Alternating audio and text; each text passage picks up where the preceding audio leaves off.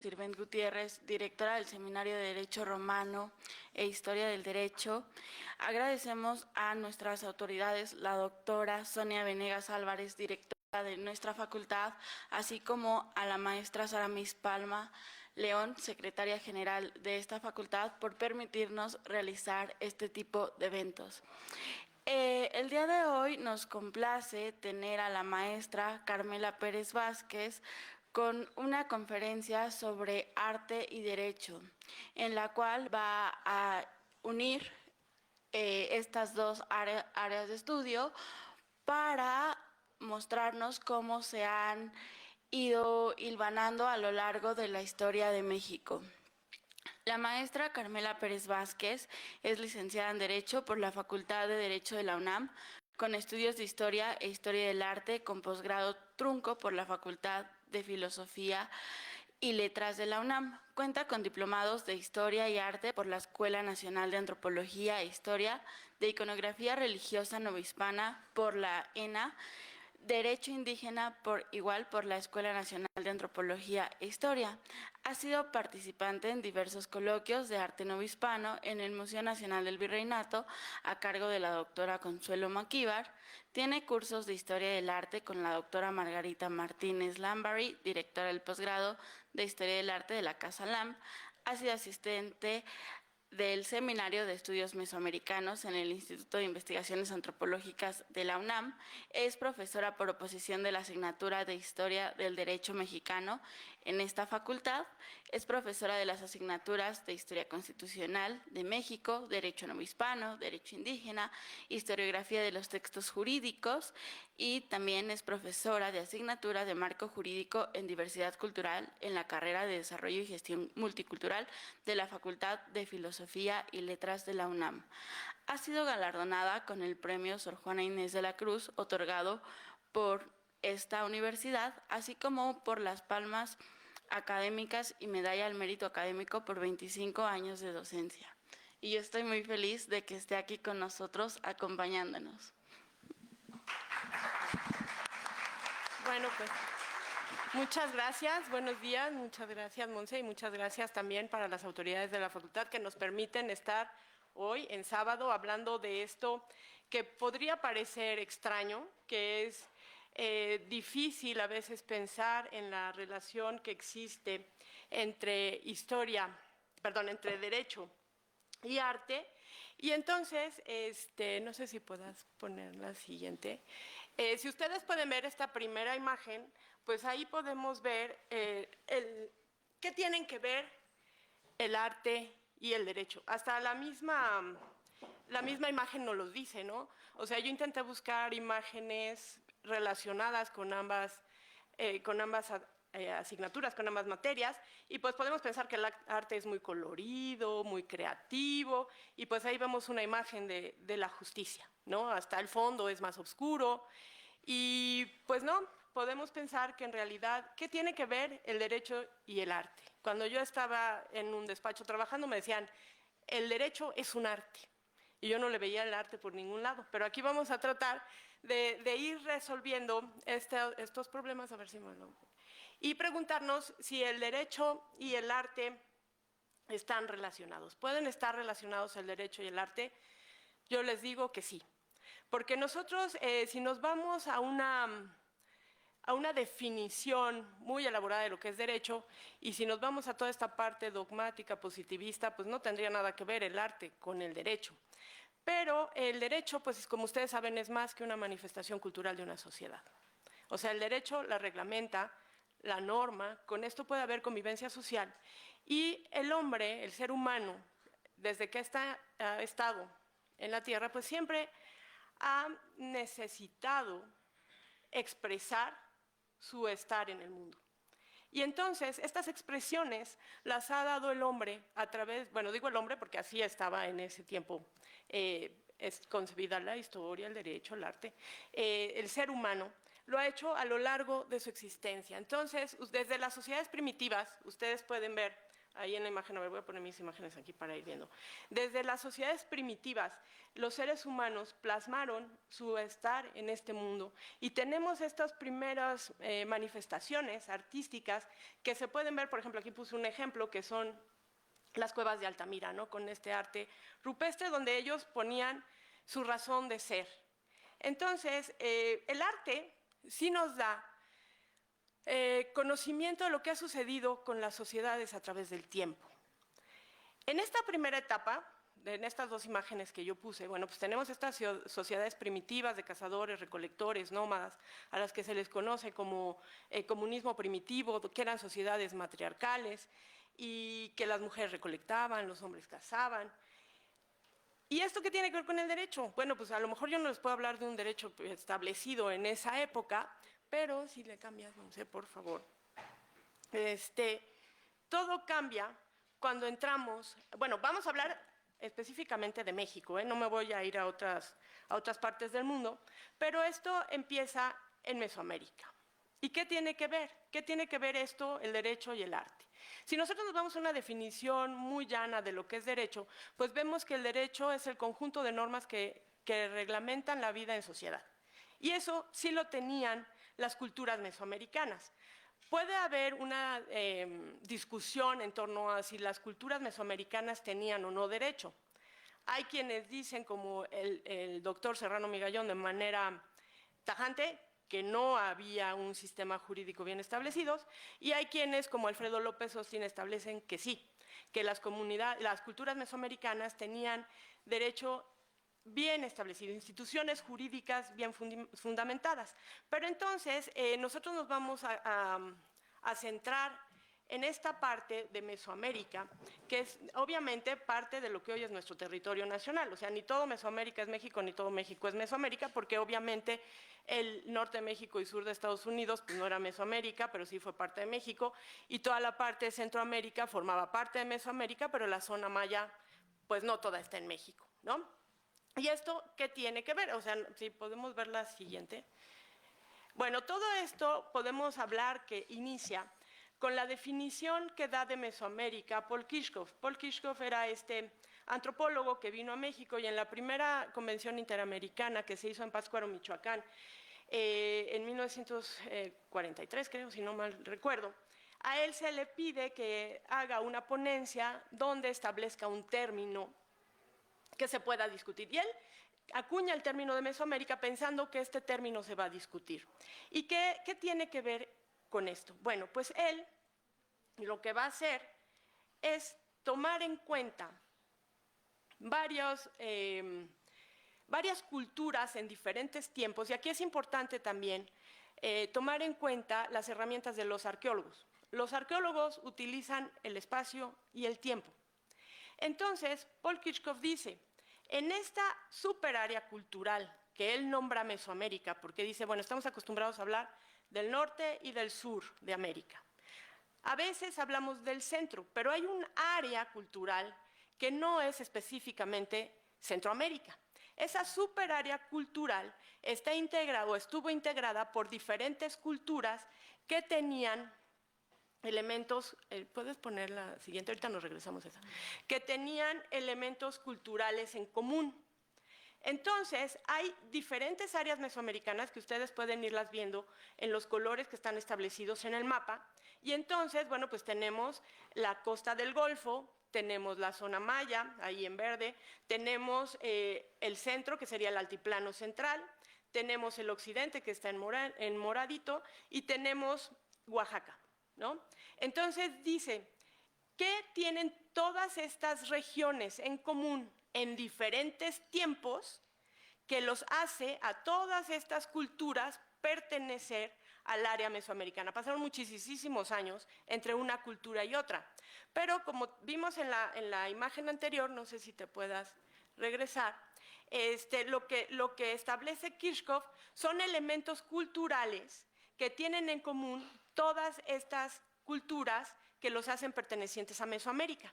Y entonces él toma como principio 5 familias lingüísticas, ¿no? Que va desde el Autopam, el Amayazoque, así, y toma en cuenta todas estas expresiones culturales que nosotros podemos considerar como artísticas para establecer que esas culturas tuvieron ese grado de desarrollo en diferentes tiempos. Y entonces, bueno, pues, ¿qué dice? ¿Qué tienen todas estas culturas? ¿Qué tienen los olmecas del preclásico con los mayas del clásico, con los mexicas del posclásico en común, para que sean considerados mesoamericanos? Y entonces él busca ciertos elementos culturales que todos tienen para decir tienen ese grado de desarrollo. Y entonces, bueno, pues aquí puse nada más algunas que son, bueno, para empezar, todos son sedentarios agricultores. Todos tienen como base de alimentación el maíz, el frijol, la calabaza y el chile. Todos tienen escritura. O sea, nosotros, que siempre le digo a mis alumnos que debemos estar orgullosos porque nacimos en un lugar de los poquititos lugares en el mundo donde se descubrió la escritura en esos estadios de desarrollo. Solo muy pocos lugares del mundo lo lograron. China, Persia, Egipto, Mesoamérica. Entonces, todos ellos tienen esos libros, esos códices hechos en forma de biombo, hechos en papel amate, en piel de venado, donde van desarrollando su escritura y tienen esta evolución en ese estadio de desarrollo.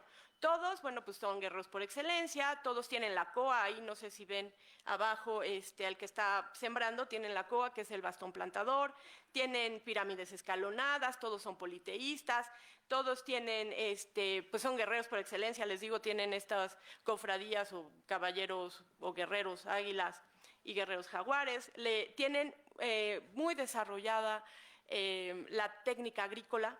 Aquí les puse el ejemplo de cómo van ganando terrenos a los lagos a través de las chinampas, ¿no? Y con las chinampas, bueno, pues tienen la milpa, donde es una forma o una técnica agrícola muy avanzada, donde por eso es maíz, frijol, calabaza y chile, porque las propias plantas se van protegiendo ellas mismas.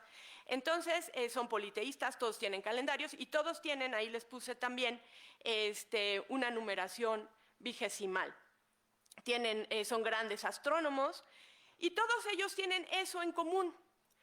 Ahora, ¿qué tiene que ver esto con el derecho y el arte? Bueno, porque nosotros vamos viendo a través de las expresiones del ser humano y a través del tiempo cómo van evolucionando. Y como les dije, el derecho es más que una manifestación cultural de una sociedad. Derecho y sociedad van de la mano. No puede haber sociedad sin derecho ni derecho sin sociedad. De la misma manera, esto también tiene que ver con la historia. No puede haber derecho sin historia, ni historia sin derecho. Entonces, el derecho evoluciona, el derecho cambia porque la sociedad cambia y la sociedad evoluciona. Y entonces, en estos estadios de desarrollo, nosotros podemos ir pensando qué es lo que sucedió con el derecho de estas comunidades a través de sus expresiones artísticas y que esto se lo debemos no solamente a los arqueólogos, a los historiadores del arte, a los antropólogos, a los historiadores, y eso nos debe servir a nosotros como abogados para ir conociendo qué fue lo que sucedió a lo largo del tiempo. Entonces, si volvemos a la siguiente, yo les decía que las herramientas que tienen los arqueólogos, pues son el espacio que ustedes ven ahí en el mapa de México y el tiempo. El tiempo que es el preclásico, el clásico y el posclásico. Entonces, ¿qué es lo que nosotros vamos advirtiendo a través de las expresiones artísticas? Yo les dije, las primeras imágenes que vimos eran de sociedades igualitarias, de lo que se conoce como comunismo primitivo, donde toda la comunidad trabajaba en pro de la comunidad y era un matriarcado. Sabemos que esto cambió en el preclásico medio, porque para el preclásico temprano, que es cuando surge Mesoamérica, es cuando estas sociedades se vuelven agrícolas. Entonces, estos cazadores-recolectores se vuelven agrícolas, se vuelven sedentarios, pero siguen siendo igualitarios. Entonces, ¿eso cómo lo sabemos? Pues por los arqueólogos. Por todos los vestigios arqueológicos sabemos que siguen siendo matriarcales, que siguen siendo igualitarios, pero esto cambia en el preclásico medio. Y cómo, bueno, también se critica esta clasificación, aquí les puse los ejemplos, porque se toma en cuenta el mundo clásico occidental. Entonces, el mundo clásico occidental, pues lo encontramos en Grecia y Roma.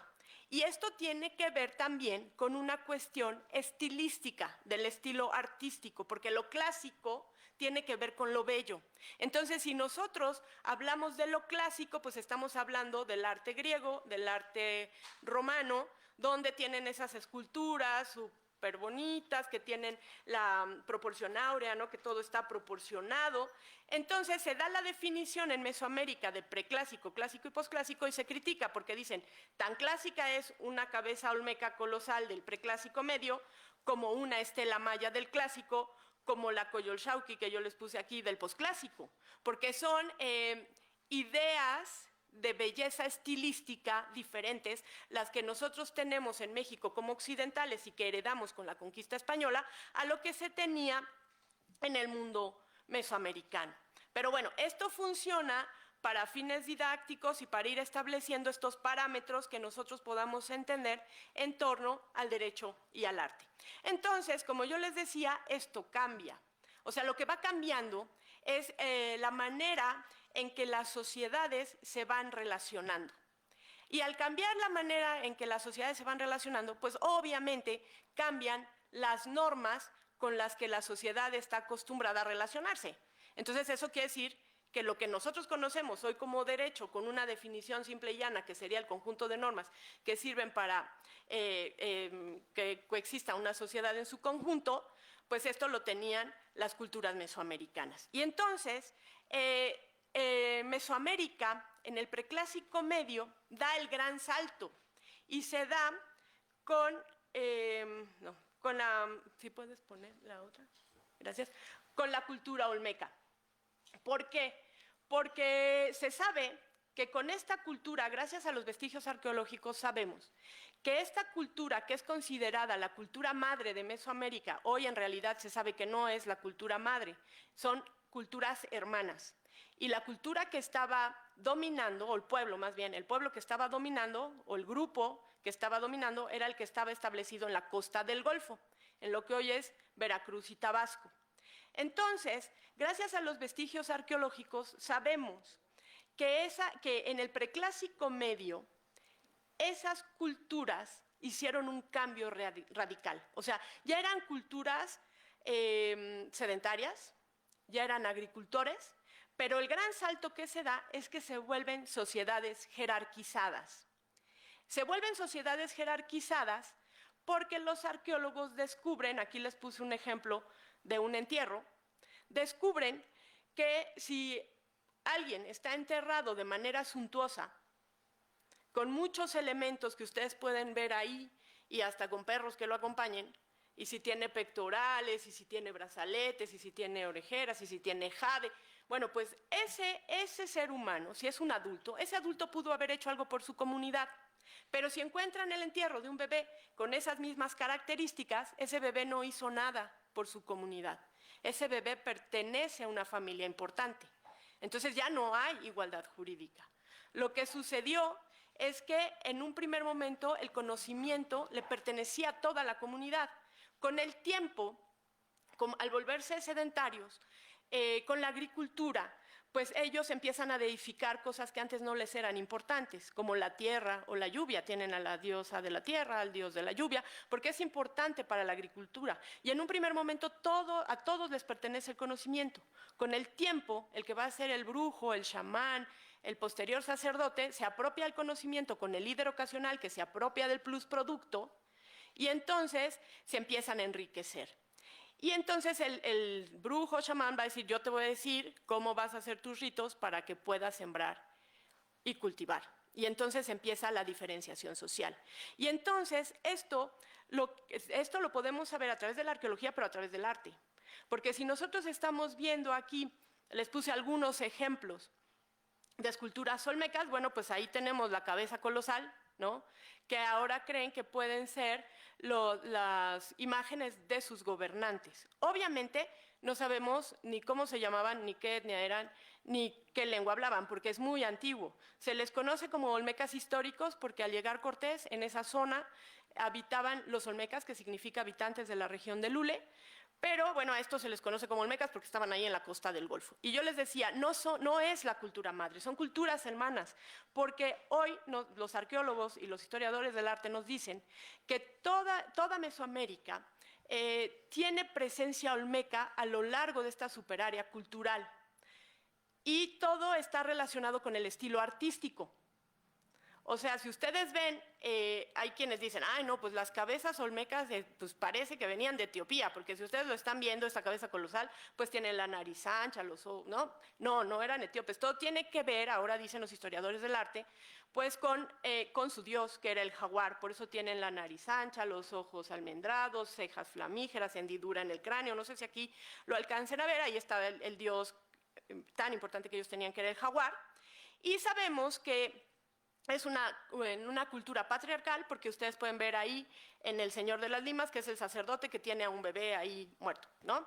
Entonces, bueno, tienen a un luchador y obviamente las figuras femeninas importantes pues son estas, como estas muñecas de Tlatilco, que son estas figuras muy caderonas que tienen que ver con la fertilidad, ¿no?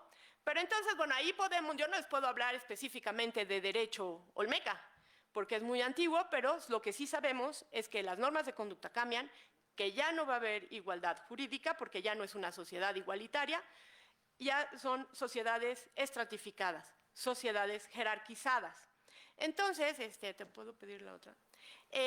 Como decía Alfredo López Austin, la base del derecho mesoamericano va a ser linaje, consanguinidad y territorialidad, porque no hay igualdad jurídica. Para los arqueólogos es muy importante utilizar un método histórico que estableció Carlos Marx, que se llama materialismo histórico. Y él estableció este método para las sociedades de producción asiática tributaria. Para los arqueólogos en México es muy práctico utilizar el materialismo histórico, solamente le quitan lo de asiático, porque todas estas culturas eran sociedades de producción tributaria. Y entonces tienen todas estas características. Se van a ir dando estos saltos grandísimos, pero ¿qué es lo que dice Marx? Son estados totalitarios gobernados por un tirano donde la masa trabajadora explotada otorga el plusproducto al Estado para enriquecerse.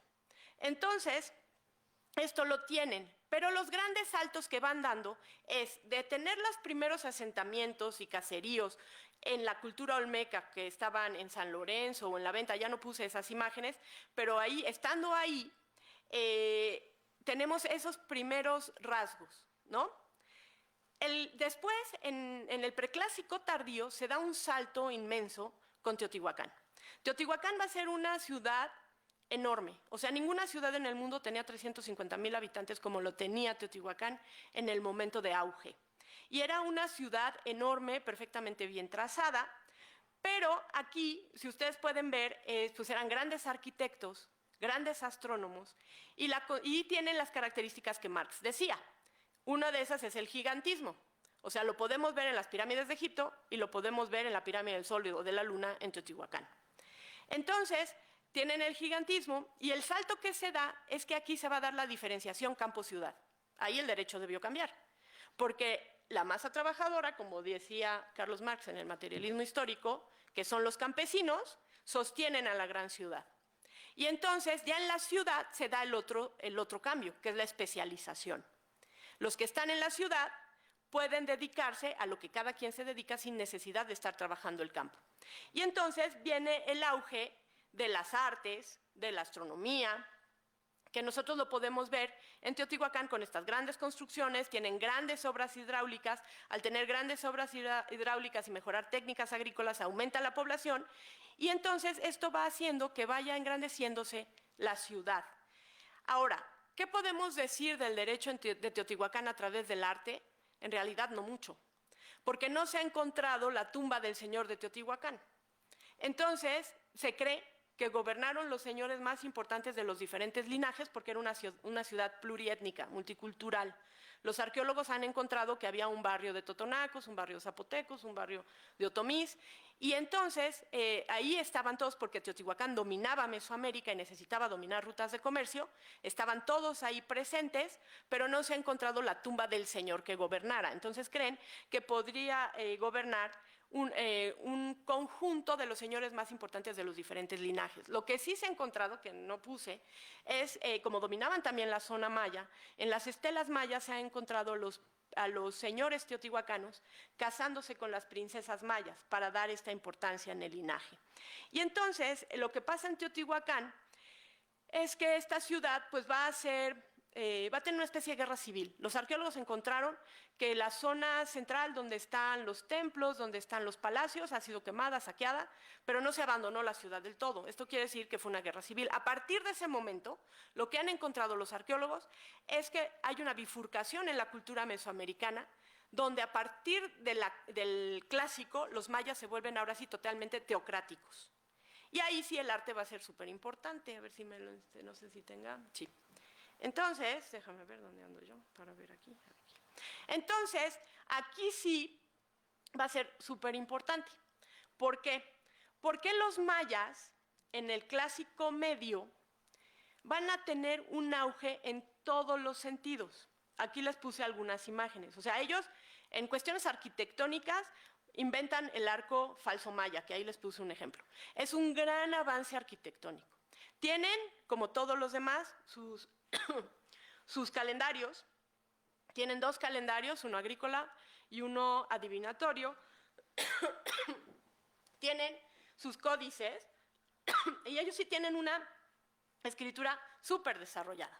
Todo lo tienen escrito y eso nos da muchísima información.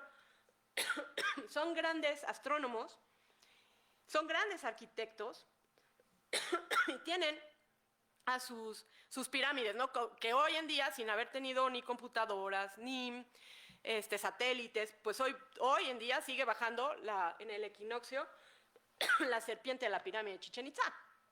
Entonces, ¿esto qué quiere decir? ¿Que los mayas eran más inteligentes? No. Los mayas utilizaron todo esto para legitimar a sus gobernantes en el poder.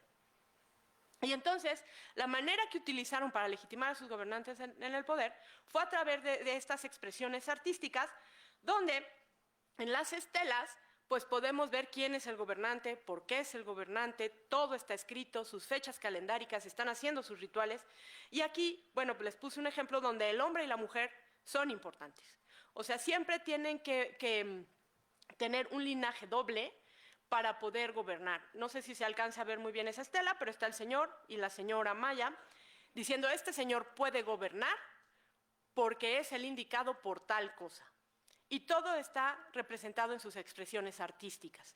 De derecho maya sí podemos hablar mucho más, porque hay una tesis que hizo la doctora Izquierdo en el posgrado de la facultad, y ahí podemos entender cómo estaba estructurado todo el sistema maya. Entonces el arte ahí sí para nosotros puede ser importante y está relacionado con el derecho. Obviamente los códices que quedan, los códices mayas, pues solamente son 4 y todos son idolátricos adivinatorios. Pero ahí lo podemos encontrar. No sé, bueno, no sé si me pones ahí. Les puse otros ejemplos de cómo vemos en el arte, cómo podemos conocer qué es lo que sucedió en la zona maya. O sea, sabemos que Pacal pues, fue el más importante en Palenque, y ahí sabemos también que las mujeres sí pudieron gobernar porque se encontraron en la tumba de la Reina Roja. Y bueno, también, por ejemplo, los murales de Bonampak establecen que la madre del gobernador de Bonampak también gobernó al igual que su esposa, ¿no? Entonces, bueno, tenemos todas estas estelas, todo está escrito, escalinatas, estelas, cerámica, y eso nos da muchísima información. Y entonces el arte está reflejando cómo era la estructura de estas ciudades-estado, porque hay quienes les llama viejo y nuevo imperio maya, no era un imperio, eran ciudades-estado, pero lo podemos ir estudiando a través de estas expresiones artísticas, ¿no? No sé cómo voy de tiempo, Monse. Bien, a ver si voy rápido. Y como es muy amplia la historia de México, pues solamente les voy a ir dando algunos ejemplos en los que se tendría que profundizar en torno al arte, ¿no? A ver si puedes poner la otra imagen. Ah, ya, espérame, que yo no la... Bueno, y entonces, finalmente tenemos a los mexicas, que son del posclásico, que tenemos muchísima información, y tenemos muchísima información porque era el grupo dominante al momento de la conquista, ¿no? Entonces, bueno, pues aquí está su expresión artística, ahí está el calendario azteca, y quise ponerles esta imagen del Códice Mendocino, que es la de aquí, esta de abajo, ¿no? La de abajo. Porque yo les decía que Alfredo López Austin establece que la base del derecho mesoamericano es linaje, consanguinidad y territorialidad. Cuando llega el primer el primer virrey, que fue don Antonio de Mendoza en 1535, manda hacer un códice para saber, o sea, los indígenas tenían esta larga tradición de escritura que plasmaban en sus códices. Los españoles entendieron que tenían esta tradición importantísima y la utilizaron a su favor, ambos, tanto españoles como indígenas. Y entonces don Antonio de Mendoza manda hacer el códice y tenemos esta lámina que lo que está representando es el acto fundacional de México Tenochtitlan. O sea, también la tenemos arriba. Ustedes pueden ver que ellos vinieron migrando, los aztecas, y dijeron que se iban a establecer donde encontraran al águila sobre el nopal devorando a la serpiente. Entonces, lo primero que hacen los indígenas es establecer en el Códice Mendocino esta lámina de este acto fundacional, diciéndole a don Antonio de Mendoza, nosotros somos, ahí está nuestra personalidad jurídica. Quien nos da la personalidad jurídica es tanto el linaje, porque no sé si ustedes alcancen a ver ahí cómo llegaron los aztecas en 4 clanes, en 4 calpulis, y no sé si alcancen a ver las imágenes, pero ahí están representados sus gobernantes, los que eran los hombres y mujeres de linaje importante. Entonces le dicen a Antonio de Mendoza, estos somos nosotros, y estamos establecidos en, bueno, lo que era el islote de México, Tenochtitlan, y lo que nos da personalidad jurídica para que nos reconozcan, aunque nos hayan conquistado tú que nos vas a gobernar, es nuestro linaje y nuestra territorialidad, porque la tierra es importante para ellos, como sigue siendo para las comunidades indígenas. Entonces, nosotros vemos el arte y el derecho ya mucho más relacionado, lo podemos ver en la siguiente, a través de los códices. O sea, yo ya les dije que ellos tienen esta larga tradición de escribir códices. Los más antiguos que encontramos son estos 4 códices mayas, todos son idolátricos, adivinatorios. En cuestión de historia del arte, bueno, pues ahí vemos cómo cada uno tiene diferente tipo de plasmar la pictografía dentro de la imagen, además que tiene los cartuchos que se pueden leer en torno a la escritura. Estos 4 códices pues tienen el nombre del lugar en donde se encuentran, uno es el de Dresden, otro es en París y otro está en Madrid, y el último, que es el que está, el de arriba, es el último, que es el Códice Grolier, que lo encontraron en los años 70 en una cueva en Chiapas, no sabían si realmente era del clásico maya. Ahora, con los avances tecnológicos, descubrieron y pudieron hacer un fechamiento ya muy real, sí es del clásico maya y es un códice astronómico. Pero, como les digo, pues ellos tenían todo escrito, entonces nos dejan mucha información. Esta tradición la tienen todos y no sé si puedan, a ver, déjame ver cuál es la que sigue, códice prehispánico. Entonces, bueno, vamos a tener diferentes tipos de códices. Tenemos códices mixtecos, de estos son de los que mayoritariamente tenemos. Son códices históricos, genealógicos, que cuentan la historia de este gobernante, que ahí lo ven, que es Ocho Venado Garra de Jaguar, y nos dan mucha información de la mixteca en el posclásico. Obviamente, pues la genealogía está relacionada en ese momento con los gobernantes, qué batallas tenía, con quién se casó, quiénes eran sus padres, todo está relacionado con lo que podríamos considerar normas de conducta. Obviamente ellos no tenían un derecho como lo tenemos nosotros en Occidente, pero ahí podemos ver esta evolución. Y finalmente tenemos, ¿qué tengo después? Tenemos códices de estilo Borgia. Ahora, no tenemos tiempo para irnos deteniendo, para ir viendo los diferentes estilos artísticos que se van plasmando dentro de los códices a lo largo de las diferentes etapas mesoamericanas, pero ustedes pueden ir observando que hay diferente manera de dibujar y de pintar, ¿no? O sea, los escribas formaban parte de familias importantes desde los mayas, podían participar mujeres, eso se ha encontrado en el arte, tanto en escultura como en los códices mayas no, pero en pintura mural y en pintura en cerámica se ha encontrado como también las mujeres eran encargadas de pintar códices.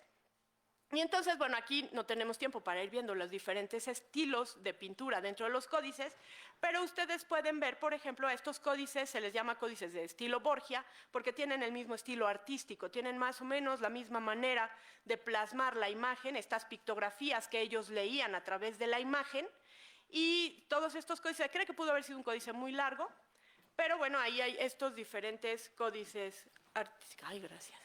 estos códices artísticos. Entonces, nada más les quise poner algunos ejemplos y después sigue ya la Nueva España, ¿no? Aquí, ¿qué es lo que va a pasar? Aquí, en cuanto al derecho, los españoles van a ser mucho más sensibles, los castellanos, en un primer momento. O sea, ustedes saben que desde el primer momento que llega Colón en su primer viaje, impone su religión, sus costumbres, sus instituciones, su lengua y su derecho. Una vez que Hernán Cortés conquista la Nueva España, pues ellos están mucho más relacionados con todo el mundo indígena, porque ellos primero llegan a las Antillas, pero los aborígenes antillanos no tenían la evolución y el desarrollo que tenían las culturas mesoamericanas. Entonces, una vez que llegan y traen el derecho castellano, al ser ellos tan legalistas, traen el derecho y hay una discusión si es una imposición, si es un trasplante del derecho castellano. Lo que hay es una recepción política del derecho por la conquista. Pero lo que aprendemos con la conquista es que nunca un Estado puede imponer su sistema jurídico a otro, porque cada quien va legislando de acuerdo a sus propias necesidades. Entonces los españoles fueron muy sensibles al mundo indígena y aceptaron la costumbre indígena como fuente de derecho. Entonces vamos a tener en la Nueva España dos sistemas jurídicos que se van a aplicar, que va a ser el derecho castellano y el derecho indiano, que el derecho indiano es un concepto creado en el siglo XX, con fines didácticos, pero es un conjunto de normas creadas en Europa para América y en América para América. Ay, gracias. Para poder aplicar el derecho, ¿no? Y el derecho castellano principalmente son normas de carácter privado, mientras que el derecho indiano es de carácter público. Y entonces, como se dan cuenta que las normas castellanas son inoperantes en América, permiten que se aplique la costumbre indígena como fuente de derecho, siempre y cuando no vaya en contra de la religión, el rey y las buenas costumbres. Entonces, ustedes saben que si hablamos de arte, tenemos la historiografía. La historiografía es el arte de escribir la historia. Y donde nosotros lo vemos muy claro y que va a ser importantísimo para el mundo occidental es este momento histórico, o sea, este movimiento filosófico, teológico y jurídico tan importante que se dio en Occidente hasta ese momento se dio en Castilla. Y ahí es cuando los españoles se cuestionan a sí mismos su penetración violenta en América. Y entonces empiezan a cuestionarse qué justos títulos pueden esgrimir para descubrir, conquistar y colonizar América de manera violenta, porque además están obligados a evangelizar. Entonces, ellos mismos empiezan a cuestionarse. Desde 1511 para 1512 se promulgan las leyes de Burgos, y estos frailes, que son teólogos, son filósofos y son juristas, empiezan a escribir. Ellos sí saben para qué van a escribir. Y entonces empieza lo que se conoce como la polémica de Valladolid, o la polémica de los justos títulos, o la querella de Indias, o la escuela, se conoce como la Escuela de Salamanca, que va a tener repercusiones en el mundo occidental. O sea, las bases del mundo occidental actual se las da España, aunque no les guste. O sea, la primera nación moderna, la primera potencia mundial, la primera en hablar de globalización va a ser España, no son los anglosajones. Y entonces, en este momento, empiezan a escribir, y aquí, en la Nueva España, los frailes van a establecer el Colegio de Altos Estudios de la Santa Cruz de Santiago Tlatelolco. Ellos van a evangelizar a los indígenas, les van a enseñar a leer y a escribir en castellano y en latín, pero estos indígenas, a los que ellos llaman tlacuilos, que son sus estudiantes y los posteriores historiadores indígenas, también hablan náhuatl y también saben leer las pictografías de los códices que ellos tienen y conocen la tradición oral de sus ancestros que le han enseñado sus padres y sus abuelos. Entonces, lo que vamos a tener va a ser una historiografía novohispana de tradición indígena. Y no solamente empiezan a escribir los españoles, empiezan a escribir estos historiadores indígenas, que pues ustedes pueden ver que ya tienen un nombre cristiano, occidental, ¿no? Fernando de Albaiztlizochitl, que escribe la historia de la nación chichimeca, o está Hernando de Alvarado Tezosomoc, o está Chimalpain, o está Diego Muñoz Camargo. Pero aquí ellos están escribiendo retomando la grandeza de sus ancestros. Entonces, en historiografía hay que tomar en cuenta quién escribe, para qué escribe y por qué escribe. Ellos están escribiendo porque la nobleza indígena estaba perdiendo sus derechos y quería que le reconocieran sus derechos por haber pertenecido a la nobleza indígena y a la grandeza de las culturas anteriores. Pero de la misma manera van a escribir, a ver, la siguiente, bueno, ahí está la escuela que yo les decía de altos estudios de Tlatelolco, donde pues Fray Bernardino de Sahagún va a ser director, donde los empiezan a evangelizar y pues a enseñarles, digo, a leer y a escribir. Y aparte, bueno, acaban cerrando la escuela porque era un foco de subversión, porque ellos estaban estudiando, hablaban castellano, hablaban náhuatl, se sentían orgullosos de sus raíces. Entonces, finalmente la acaban cerrando. Y, bueno, lo importante de la Escuela de los Altos Estudios de la Santa Cruz de Santiago Tlatelolco es que tiene un acervo cultural impresionante. Tristemente, como sabemos, pues por mucho tiempo el patrimonio de nuestra nación no fue resguardado. Y el caso del acervo de la biblioteca del colegio, pues no fue la excepción. Para 1700, no, yo creo que más. No me acuerdo exactamente la fecha, pero 1870, un minero norteamericano muy rico compra todo el acervo de una biblioteca y dentro de esta biblioteca que compra aquí en la Ciudad de México venía el acervo del colegio de la Santa Cruz de Santiago Tlatelolco. Este acervo importantísimo ahorita está en el fondo, en el resguardado de la Universidad de San Francisco, California. Y los estudios que se están haciendo actualmente de los textos que se escribieron en el colegio son importantísimos. No solamente, no pude sacar la foto porque vi la conferencia en Zoom. Acaba de ser hace pocos días la conferencia de estos especialistas y al sacar la foto no me salía muy bien. Pero estuvieron analizando los documentos escritos en el colegio. Sacaron específicamente uno, que es una miscelánea de muchos temas escritos por los estudiantes del colegio. No solamente es en cuestiones artísticas, pues solamente su formato y su hechura es una maravilla. O sea, no pude sacar la foto, pero se ve la caligrafía preciosa con la que escribieron los tlacuilos.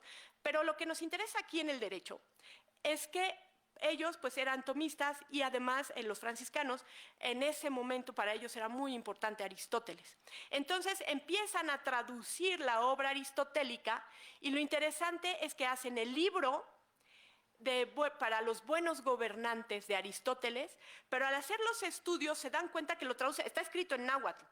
Está escrito en náhuatl y son los ejemplos que les están dando a los futuros gobernantes de la República de Indios.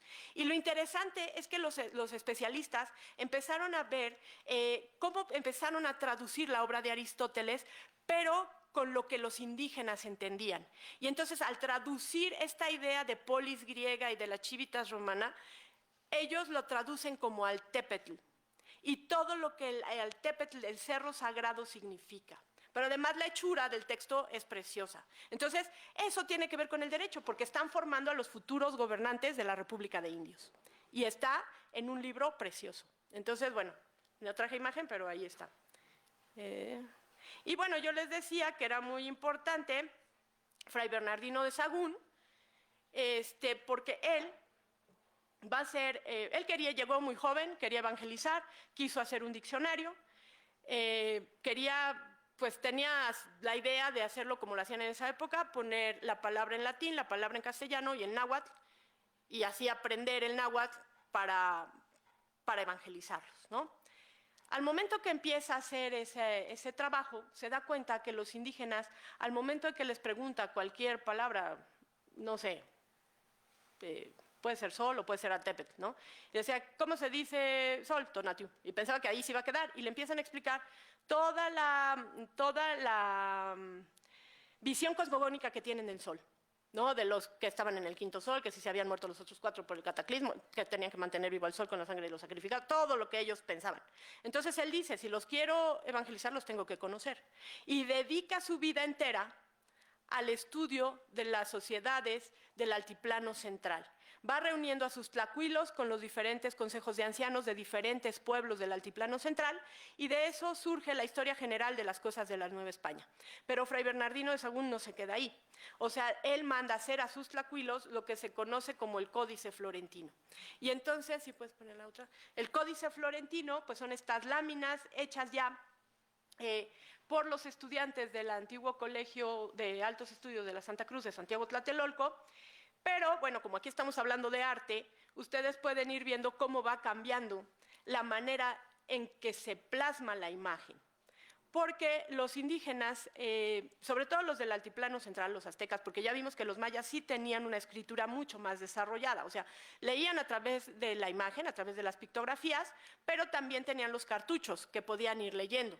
Mientras que los mexicas utilizaron mucho más una escritura pictográfica, o sea, a través de la imagen que les daba la idea, porque ellos iban a la escuela y a lo que se conocía como la Escuela de las Flores y los Cantos, donde les enseñaban los poemas, ellos veían la imagen y era una educación memorística, entonces podían ver una imagen y podían leerla, si veían a Quetzalcóatl se sabían el poema, ¿no?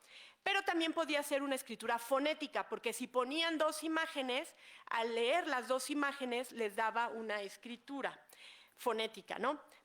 No avanzamos del México prehispánico porque es muchísimo, pero a lo que voy aquí es que ustedes ven cómo ya están siendo educados por los frailes y cómo la figura va cambiando. Aquí ya tratan de hacer una imagen mucho más estilizada a como nosotros la conocemos. Ya sus extremidades son largas, aunque todavía no tienen esta proporción, ¿no? Y como ustedes lo ven en el arte, lo ven en la escritura.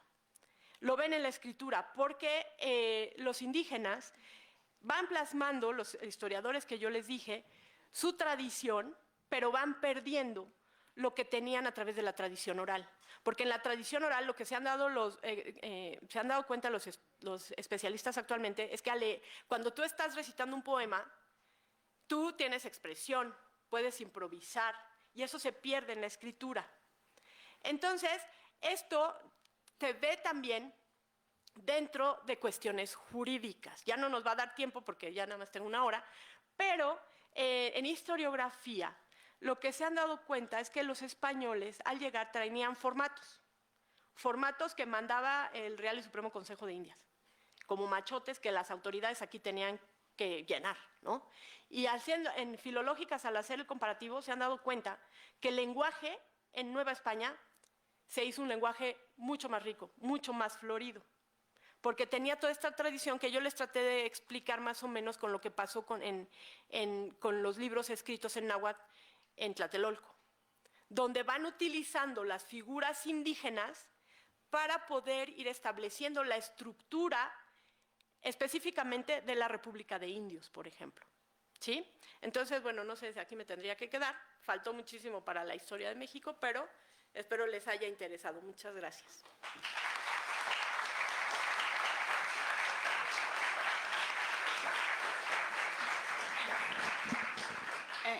No sé si alguno de ustedes quiera preguntarle algo a la maestra Carmela, tengan alguna duda, algo que quieran conocer. Bueno, yo tengo una duda no es de nuestra cultura, vaya, pero creo que en Perú también tenían una civilización, una sociedad muy avanzada, parecida a la que había aquí en Mesoamérica. Me pregunto si fue parecida ya a la evangelización de aquí y si hubo los mismos procesos de preservación de su cultura, como mencionó que ellos estaban haciendo su propia interpretación de lo que trajeron los españoles. O sea, de manera general, desde la perspectiva primero castellana y posteriormente española, sí. O sea, porque ya no me dio tiempo de mostrarles las imágenes, pero en 1511 surge un problema en la isla La Española, porque Fray Antón de Montesinos da un sermón y les dice a los encomenderos que están ahí que no están cumpliendo con la palabra de Dios, que no son buenos cristianos, porque cuando los reyes católicos mandan a Colón a descubrir América y posteriormente el Papa Alejandro VI le da las bulas alejandrinas, una de las cosas que les pide es que manden hombres doctos en fe y temerosos de Dios para evangelizar a los aborígenes de estas tierras. Entonces, los encomenderos pues no los estaban evangelizando, los estaban poniendo a trabajar de manera extenuante, los metieron a las minas, estaban muriendo. Y entonces Fray Antón de Montesinos les dice a los españoles, pues ustedes se van a condenar, sus almas van a estar sus almas en las llamas del infierno por la eternidad. Entonces esto causa un problema muy severo, el rey los manda a llamar y ahí se inicia lo que se conoce como la polémica de los justos títulos, de la que yo les hablaba, donde los propios castellanos se cuestionan su penetración violenta en América. Y ahí va a ser su primer viaje Fray Bartolomé de las Casas. Entonces, Fray Bartolomé de las Casas es conocido como el gran protector de los indígenas, ¿no? Entonces empiezan todos estos frailes, filósofos y juristas que son profesores en Salamanca, que son profesores en la Sorbona, que estuvieron estudiando cátedras muy importantes en diferentes universidades, en Burgos, en Salamanca, obviamente, y ellos empiezan a cuestionarse su penetración en América. Y entonces es cuando empieza esta polémica y ellos dicen, a ver, ¿cómo debemos evangelizar? ¿No? Y eso lo hacen para todo lo que vayan a descubrir, ¿no? Hay quienes como Ginés de Sepúlveda dicen, pues el fin justifica los medios. Si los tengo que matar para evangelizarlos, pues los mato. Es más importante matarlos que perder sus almas, ¿no? Hay quienes que, como Fray Bartolomé, dicen no, ¿por qué? Porque hay un libre albedrío. Entonces, lo que debemos hacer es que ellos voluntariamente vayan a escuchar la prédica y voluntariamente decidan si se quieren evangelizar o no. Y entonces, ahí va a surgir la protección de derechos humanos como la conocemos hoy y va a surgir el derecho internacional, porque Francisco de Vitoria va a decir que es el padre del derecho internacional, que era un fraile castellano, que era profesor en Salamanca, que era profesor en la Sorbona. Él dice, ¿no? O sea, es que estamos mal. O sea, todos obviamente son frailes del siglo XVI y todos están a favor de la evangelización. Lo que tienen que saber es cómo los van a evangelizar, ¿no? No pueden violentar sus derechos humanos, diríamos hoy, ¿no? Y entonces, Francisco de Vitoria dice, es que yo me voy al derecho romano. Y tiene que ver con las tierras también, si se quedan con las tierras o no. Y él dice, pues es que una fe se abraza de manera voluntaria. Yo no los puedo obligar a cañonazos porque eso es nulo de pleno derecho, pero el objetivo del descubrimiento, conquista y colonización de América es la evangelización.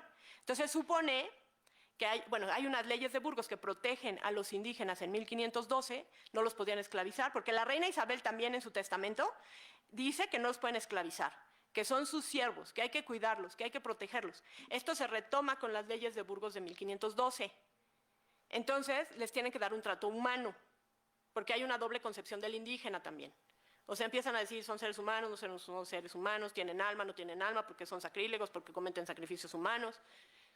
Y llegan a con esta categoría del indígena como menor de edad, al que hay que cuidar y proteger. Entonces, supone que para todos los territorios de ultramar, pues tenía que haber esa política, primero castellana y posteriormente política española en todos sus territorios de ultramar. Lo que pasa es que al final de cuentas, como el derecho castellano era heterogéneo también, porque cada quien legislaba cada fuero para cada ciudad, se complica cuando llegan a América, porque cada virreinato, como no hay división de poderes, todos tienen facultades legislativas. Entonces, cada virreinato va legislando de acuerdo a sus propias necesidades. Entonces, las normas que se establecían en el virreinato de la Nueva España no eran las mismas que se establecían en el virreinato del Perú, porque ahí cada quien iba legislando de acuerdo a sus necesidades. Yo no conozco específicamente el caso de Perú, no lo sé. O sea, sí sé, por ejemplo, que cuando se establecen las leyes nuevas en 1542, en la Nueva España no hubo un gran problema porque estaba el virrey don Antonio Mendoza, que era un gran político. En Perú se estaban matando los españoles por las encomiendas, porque no hubo un buen manejo político, pero en realidad yo no sé cómo estaban establecidas las normas del virreinato del Perú, como no sé cómo estarían las del virreinato del Río de la Plata o de Nueva Granada. Sí sé que en la Nueva España pasó esto, y que aquí sí se establecieron todas las figuras, bueno, no todas, o sea, muchas figuras que hoy en día siguen teniendo los pueblos indígenas. O sea, el derecho indígena actual tiene una gran carga de derecho colonial, porque los indígenas pudieron resguardar muchas de sus tradiciones gracias a que la corona aceptó la costumbre indígena como fuente de derecho. Supongo que en el Perú puede haber sido similar, porque la cultura del Perú fue similar, ¿no? Y sí sé más o menos lo que pasó en la época colonial con la minería, esta gran mina del Potosí en Perú, ¿no? Por ejemplo, que tenía más o menos lo mismo que sucedía con la minería en México, pero supongo que ha de tener sus especificaciones. Sí, de nada. Hola. Sí. La generosidad de su plática. Yo lo que le quiero preguntar es, con toda la información que tiene de toda esta evolución, ¿cuál es su balance de la conquista para nuestra cultura? ¿Qué opina usted porque ahorita políticamente se está diciendo, se está demonizando a los españoles y bueno, ¿usted qué balance hace académico de esta conquista? Bueno, yo siempre les digo a mis alumnos que soy esquizofrénica, porque cuando les hablo de la conquista, pues hablo pestes de los españoles, ¿no? Porque obviamente los que estaban aquí, o sea, yo siempre les digo, México tiene una larga tradición educativa, porque los niños en México, Tenochtitlan, todos tenían que ir a la escuela, nobles y más iguales, iban al Calpulli o al Calmecac o al Tepochcali, ¿no? Entonces todos estaban educados, los iletrados eran ellos, ¿no? Obviamente no podemos juzgar con los ojos actuales lo que se hizo en 1521. Eso no se puede hacer. O sea, no podemos pedirles que... Pero los propios españoles lucharon por eso. O sea, por eso yo les digo que soy esquizofrénica, porque cuando entro al derecho novohispano, hablo maravillas de los españoles. Porque los españoles hicieron en América lo que no les estuvo permitido en Europa, jurídicamente hablando. Pudieron innovar, pudieron experimentar. Y tienen estos avances que, pues, o sea, los ingleses no inventaron el derecho internacional, no surgió con los ingleses, surgió en Castilla, con Francisco de Vitoria, porque ellos están cuestionando su penetración violenta en América. Obviamente había unos más sensibles que otros, ¿no? O sea, podemos hablar de las grandes virtudes de Vasco de Quiroga que siguen estando reflejadas hoy en día con los purépechas en Michoacán, ¿no? Hubieron otros que vinieron a América y no fueron nada sensibles. O sea, todos ellos eran frailes del siglo XVI, no podemos, pasa por el tamiz de los ojos de un fraile. Pero también mucho de lo que hicieron, estas maravillas jurídicas que hicieron los españoles, pues también eran letra muerta. O sea, no se cumplían, ¿no? Pero también otra de las cosas que nosotros debemos quitarnos, que siempre les digo a mis alumnos, es quitarnos esta idea anglocéntrica. Porque quien da las bases del mundo occidental actual es España. O sea, es la primera en hablar de globalización, es la primera en hablar, es el primer Estado moderno, con el descubrimiento, ¿no? Y tenemos toda esta idea, y además los castellanos tenían una larga tradición jurídica. Entonces, pues es muy complicado. Es muy complicado. Pues hay quienes dicen, pues sí debería pedir una disculpa pues, simbólica, ¿no? Y los españoles dicen, pues que les pidan las disculpas a sus antepasados, que son los que fueron, los míos se quedaron en España, ¿por qué les tenemos que pedir nosotros, no? Pero es muy complicado, pero yo sí creo que los españoles hicieron cosas muy importantes aquí, como esto, como el Colegio de la Santa Cruz de Santiago de Tlatelolco.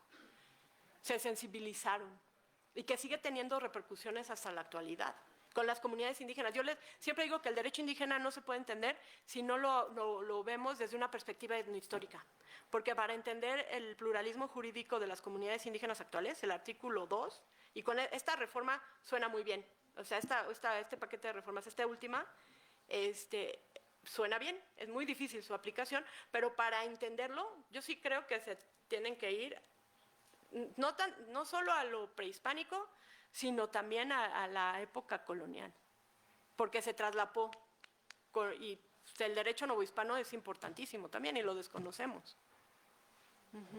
De nada, ya. Muchas gracias. Agradecemos, no, ya estamos sobre el tiempo. Agradecemos la presencia de la doctora Consuelo Sirvent, que es la directora del Seminario de Derecho Romano.